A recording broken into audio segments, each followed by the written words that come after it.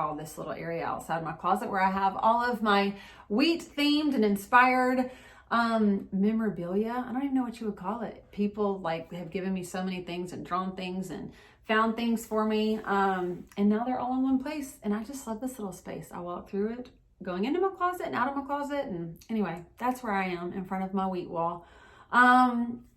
This message was inspired by a post I made on social media a few weeks back. You may or may not remember it, but I'll show it to you right here. And what it asked was about notifications, all the notifications that we have going on all the time, how we wish we could just turn them off and, have the correct notifications on, spending time with Jesus, listening, praying, all of those things. But one of the questions I asked was, what notification do you wish that you could turn off? And the majority of people responded with worry. I wish I could turn off worry. But even more than that, people responded with the to-do list. And this really got me thinking, the good old to-do list, right? You can't live with it. You can't live without it. It's just a part of life. And we do need to be actively having a plan to some degree, right? In order for us to keep going. Or I know with responsibilities at work or, whether it's you're a parent and you've got to have a million things going on for your family, whatever it is, to-do lists are sort of a necessary evil. But I thought about it this way. How much easier would knocking out the things on our to-do list be, or how much shorter would our to-do list be if it was called the Jesus, what do you want me to do list? See what I did there? Jesus, what do you want me to do list? Not our list, but his list.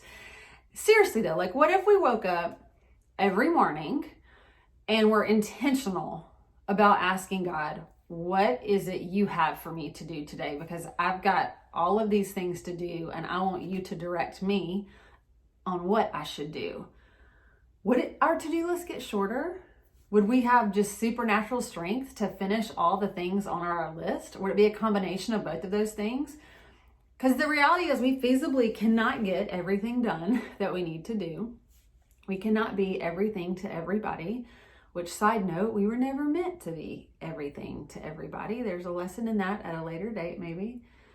But if we're not asking God for direction and wisdom on what we should tackle for the day, the month, the year, the 5-year plan, the 10-year plan, which, by the way, I do. Never had a 5-year plan or a 10-year plan. High five to anyone who does. But even just for the day, the month, the year, is God a part of your to-do list to get you where you want to be, to make sure you're doing the work that he has for you, not just the work that you have for yourself? He cares about the little things. He cares about the little details that are on our to-do list. But that doesn't mean we need to take everything on and then say, all right, God, help me to get this done. All right, Jesus, what do you want me to do list? Are we creating extra work for ourselves? I just wonder sometimes, because there's a lot of good things on my to-do list, but does that mean that God has those for me to do? I won't know unless I ask him. So here's a couple of verses that I'm kind of looking at in a different light with this perspective. Jeremiah 29:11, which you've probably heard of at some point in your life. For I know the plans I have for you, declares the Lord. Plans for welfare and not for evil, to give you a future and a hope. Okay. For I know the plans I have for you, declares the Lord. He knows the plans he has for you. Are we asking him what those plans are? Something to think about. Matthew 21:22. And whatever you ask in prayer, you will receive if you have faith. Let's ask him every morning, what do you have for me to do today, Lord? And trust that he's going to give us an answer and direction for that. I was reading a story and it made me think, I'm going to read it. This is how I'm going to end the little message today. It's out of Luke 5, story time with Lainey. You ready? On one occasion, while the crowd was pressing in on him to hear the word of God, he was standing by the lake of Gennesaret. I had to Google how to say that. I forgot that right. Gennesaret. And he saw 2 boats by the lake, but the fishermen had gone out of them and were washing their nets. Getting to one of the boats, which was Simon's, he asked him to put out a little bit farther from the land, and he sat down and taught people from the boat. So Jesus took Simon's boat and was teaching people from the boat that were up on the land. Okay, just visualize that. And when he'd finished speaking, he said to Simon, "Put out into the deep and let down your nets for a catch." So Jesus told Simon what to do.